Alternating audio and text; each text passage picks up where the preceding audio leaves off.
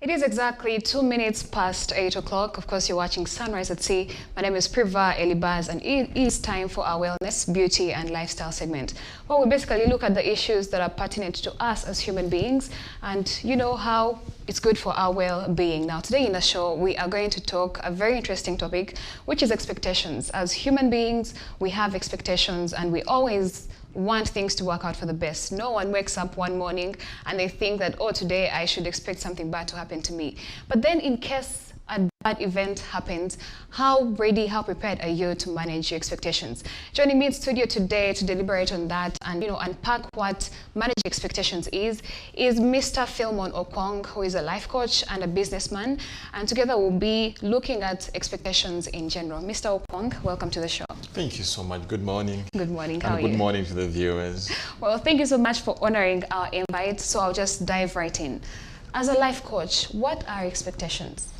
All right. Thank you once again for inviting me over this segment. As a life coach, what are expectations? Everyone knows about, when you talk about expectations, in a real life, everyone knows I'm expecting something. So expectations is a belief that something has got to happen.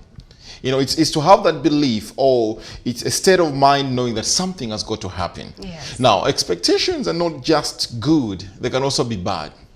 That's what I can say. Okay, so what happens if someone has very high expectations? Is that a good or bad thing? Generally in life, we all have high expectations. Yes. You get the point? Yes. So everyone would love to see that, everyone loves something good.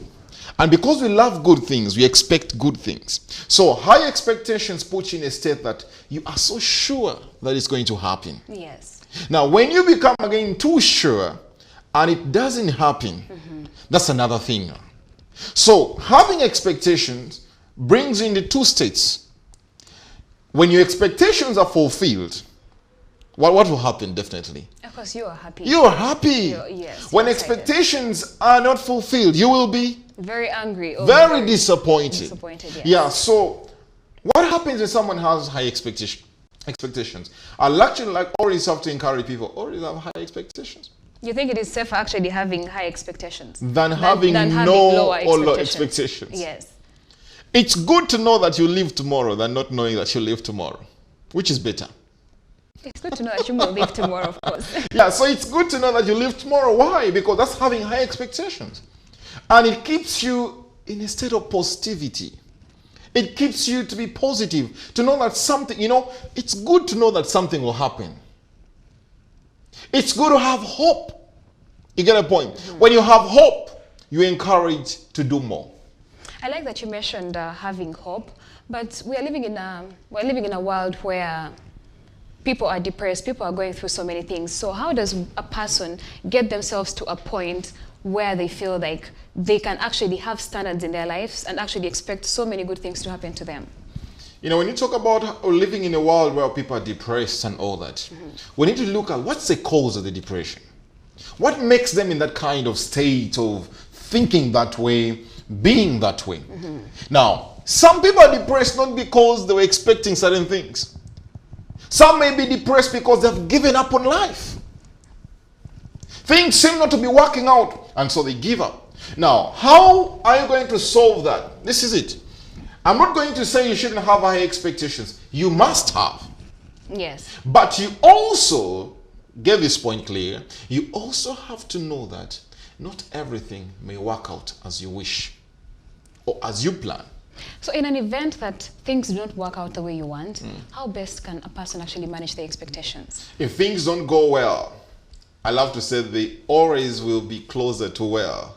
To well. Yeah, okay. But in case they don't go well, the first you should know, it brings in the aspect of, the emotion aspect. Yes. When things go well, you're happy, right? Yes. We talked about that. Okay, yes, when things don't go well, you are disappointed. Disappointment is a feeling. Happiness is a feeling. So when things don't go well, you're disappointed. How will you manage that? I love this is, let me talk about what I do when things don't go well.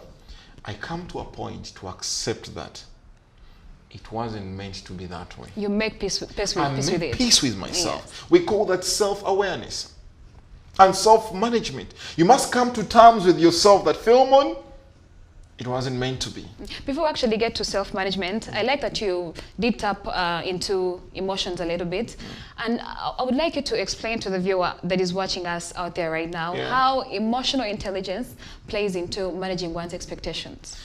You know, emotional intelligence is about how you use and manage your emotions, basically. Is your awareness about your emotions, how you use them, and how you manage them. So when you talk about emotional intelligence, is how you're going to play around with the management, awareness, and the use of your emotions. Trust me, those watching me especially, I love relating it to relationships. You get the point? Most people are disappointed in relationships. Someone loves you so much that you fully give in. The next day, things go. They just don't work Will out. you stop loving people? No, absolutely. You move on. You You have move to, on. Yeah, find You out have to elsewhere. accept that this happens in any relationship. Maybe this guy or this lady was not meant for me. So you get to a point to know you're managing your emotions, knowing, yeah, he was not meant for me. You're literally convincing yourself to get to know, oh, it wasn't meant to be. Please don't hate that person after. They were not just meant to No, be. just not meant to be. Still, I would love to know if emotional intelligence is something that is inborn or it is something that someone can learn, because you realize that some people find it very easy and almost natural to manage their emotions, while others have a very difficult time to handle their emotions. Everything takes an effort. I wouldn't love to, most times they say, let me tell you, leaders are made and not born. No one is born a leader. You choose to become a leader. So we can't always say, for example, we are born with good emotional intelligence. Remember I told you it has an aspect of awareness, Yes. of the use, and the manage. The management aspect means that you have to put in an effort to manage your intelligence. So what does it mean? You're not going to sit and say things will work out. You need to learn how to learn, put in an effort. It requires knowledge. Either you get the knowledge from a counselor, or you listen to such wonderful segments of the shows on CTV, where they will tell you how to manage your emotional intelligence. You get a point? Yes. Or you read books on emotional intelligence and all that. So don't expect it to just happen. Just happened to you. No. Put in an effort to know how you'll manage it. For example, at workplaces, we really do have, at workplaces, we have a lot of aspects of emotional intelligence required, and expectations required. Not everyone will be happy at the workplace. But what will you do as a manager to see that everyone is happy? I'm actually happy that you did point out expectations in workplaces, because as human beings we get to a point where we have to relate with people at work. So what happens if a boss comes in the morning and maybe they are lashing out because something bad at home happened, and as an employee I know that has nothing to do with me, but in that moment how best can I maneuver such a situation, like in a workplace? You see, when you call them bosses, they'll act like bosses. When you call them leaders, they'll act like leaders. In such an instance, when a leader comes in or a manager also comes in, you need to understand the state of your people, and you also get to know, you need to know their reactions. One of the first things as a leader in any organization you have to do is to understand your people. Today you see Priva coming and she's all gloomy, she's all acting this way. Why don't you take time and talk to her, get to know what has happened? Because we literally can never manage people. You will never manage people. You'll never be able to manage people. You'll never manage people. The best way you can do is to lead people. And if you're leading people, you need to understand those you lead. So as a leader, you will first get to understand what's the state of my teammates, as you're calling them employees. Have you gotten time to talk to them, to know what is happening? Or you're becoming also a little bit emotional and understanding, hey, you're not delivering as expected, and so this happened and that. No, understand the state of the people. Yes. The best expectations of every employee in every organization is always at the end of the month. What do they expect at the end of the month? Okay. Allow me to interview you here. What do you always expect at the end of the month? Well, at the end of the month, you're always expecting a salary. You expect some money to What come. if they don't pay you? You will feel some type of relief, and you're going to be very annoyed, disappointed, let down. I'll not add anything to that because everyone knows how they'll feel. So that's how you have to manage expectations. Okay, we've talked about high expectations. We've also talked about having zero expectations, but what could be the dangers of actually having no expectations as a person in life and in relation to actually pursuing your goals? I need to be honest to you, but very few people, it's rare to find someone who doesn't have any expectation. They are actually there. Someone wakes up and says, you know, I'm going to do this, but I have zero expectations. I don't expect anything in return, anything to happen. Whatever happens, happens. I said it's very rare. By the way, whatever happens, happens is also an expectation. Okay. You know, you can say, you already say when you fail to plan, you have planned to fail, isn't it? Absolutely. So if you fail to plan, you have expected. Every action will attract a particular point of reaction. When you do nothing, do you expect to get something out of it? No. Definitely not. What do you expect to get? Nothing. Because nothing is an expectation. So expectations are not just positive. When you do nothing, you have an answer to that. Nothing gives you nothing. You do something, it gives you what? Something. So it's important to always have expectations. And I love the word you use, goals. Yes, life goals. Plans. Yes.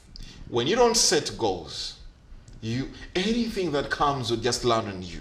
So the point is, we're now encouraging people to always have goals.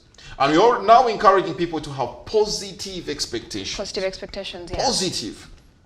How do you get yourself to that point of positivity? Like, I think it's it is practical to being intentional about being positive, but how do you get there? Because we live in a world with so many, challenges here and there. It looks like it is easier said than done, but how do you get yourself to that point? Is it going to church? Is it meeting up with a therapist? Is it talking to a counselor? What is that effort that you try to put across? Positivity is a state of mind. Negativity is a state of mind. If I choose to be positive, anything that comes by, I'll take it. Like I told you, it was not meant to be. And so life has to move on. So how are you going to build on the positivity? I wish we talked about how you build on the negativity. On the negativity as well. Oh, we'll get there. Okay. We'll get there, but how do you build on the positivity? Like I told you, it's a state of mind. We already said the mind is like a garden. In the garden, you plant your crops, right? You put an effort to do what? To plant. To plant. But you'll also not be surprised to see that there's some weeds that come in the garden, right? Do you plant weeds? No, you definitely do not plant weeds. They just do come up, right? Yes. That's the same state of the mind. You have to plant positivity. But you have to be aware, and you've got to be aware that something negative will always come. Those are the weeds. But the effort you put in is to plant the positivity. But you don't put in any effort to get the negativity. So what will you choose? One gentleman one time said, inside me there are two lions fighting. Have you heard about that? One lion is a vengeful, fierce and vengeful one. And another lion is so humble. I have two lions in me. And they're ready to fight. One is very fierce. One is very humble. Which one will win? The fierce one. No. The one you choose. The one you choose. The one you choose. The one you choose to align with. The one you choose to focus with. That's what it is. So positivity is what you choose. And how are you going to get into the positivity? Reading books that are built on your mental capacity. Going to church, along as they're teaching you positivity too. It's a good place. Meeting our mental therapists and counselors.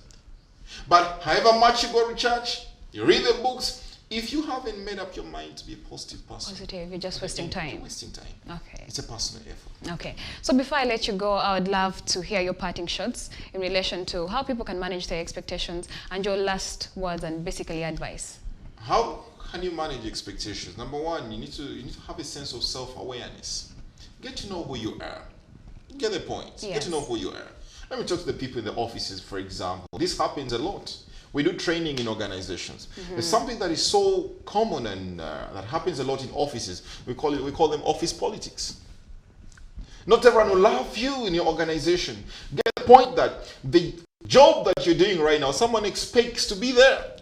So they may fight you not to be there. But listen to me. Always expect to be fought. Anything good will always be fought by anything bad. As long as you know that, However much there are fights around you, you relax. I know this was deemed to happen. Well, thank you so much, Philemon, for joining us today on the show. And like you heard it, anything good will always be fought by something bad. So it is up to you at home who is watching right now to maintain a positivity mindset all the time. My name is Priva Elibaz, and that's what we had for you on our wellness, beauty, and lifestyle segment. Coming up is our views with the ladies. My name is Priva Elibaz. Don't blink.